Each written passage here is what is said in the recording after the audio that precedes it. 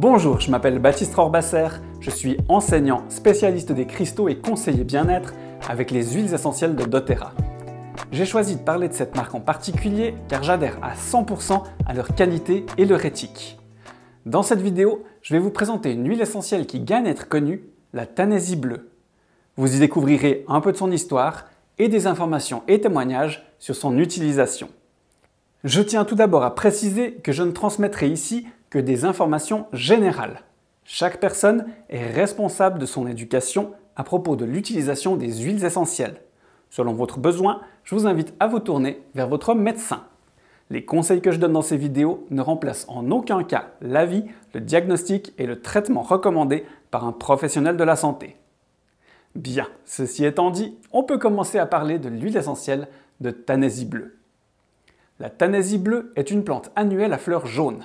Elle peut atteindre les 40 cm de hauteur et pousse dans les régions méditerranéennes. Elle fait partie de la même famille que les huiles de camomille. On l'appelle d'ailleurs parfois camomille marocaine.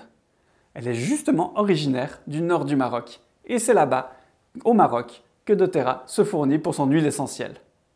Elle est distillée à la vapeur d'eau à partir de ses parties aériennes. Comprenez par là la tige, les fleurs et les feuilles.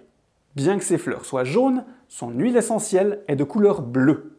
C'est dû à un composé chimique qui se forme durant la distillation, le chamazulène, qui lui donne cette belle couleur bleutée. On retrouve cette molécule dans la camomille allemande ou matricaire et dans l'achillée millefeuille.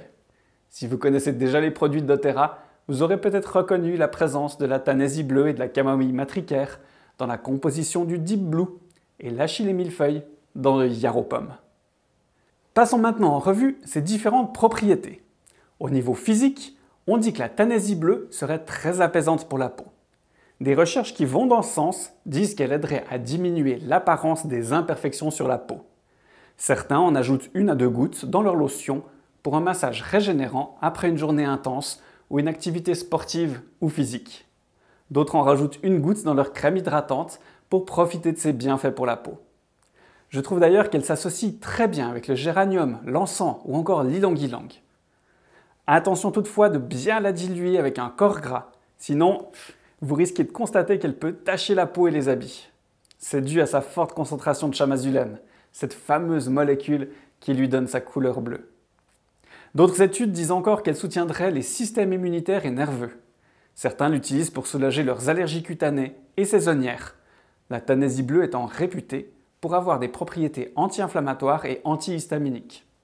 Ce serait dû encore une fois à la présence du chamazulène.